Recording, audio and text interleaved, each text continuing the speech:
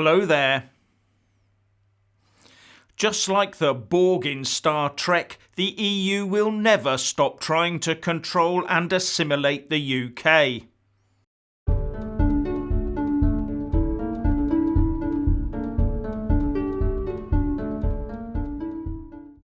President Macron of France wants a new European political community, and for it to include the UK, with the proposal being that third countries like the UK could choose their level of integration with the EU. But why? Because in the light of Ukraine, the one thing that the European Union craves is to regain access to UK military and intelligence assets. And as part of this new political community, Macron wants Europe to invest in a common European defence. But the EU will of course be the central controlling body in this, not NATO. So the EU will want to control and assimilate our assets with those of the EU 27 and all under the Brussels EU Commission umbrella. And having control over UK defence assets would give them what they need militarily.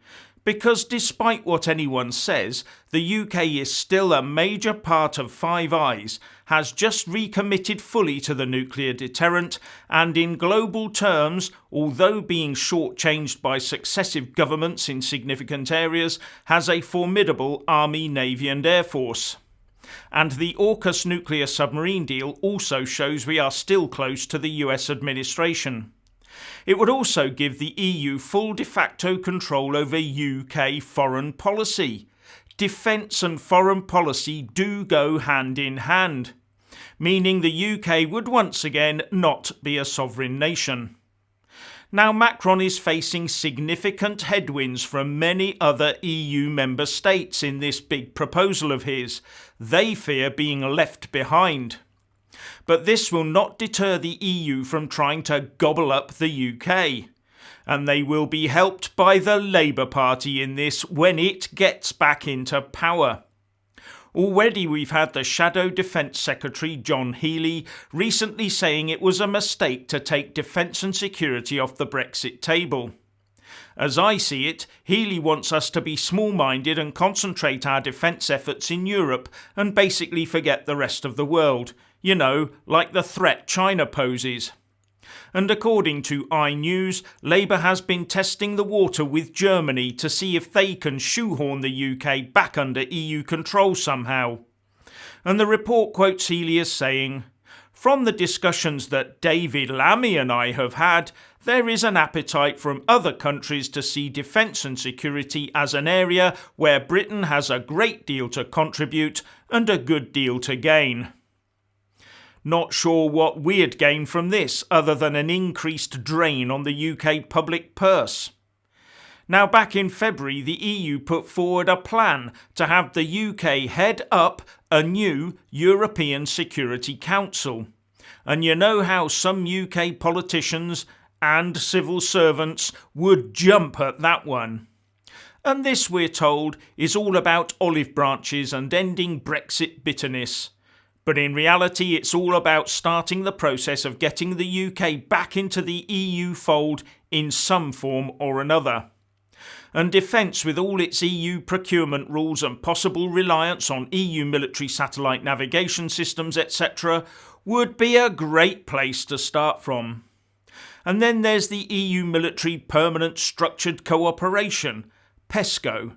It's called permanent and structured for a reason.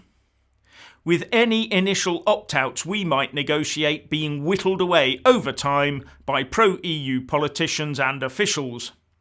And because most of this concerns secret stuff, they don't have to tell us plebs anything about how we're being tied up in EU knots once again.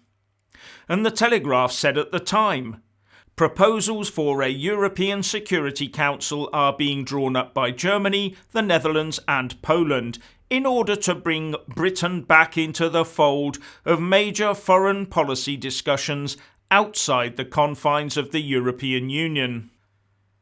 So you can see the EU is coming at us over this from different angles.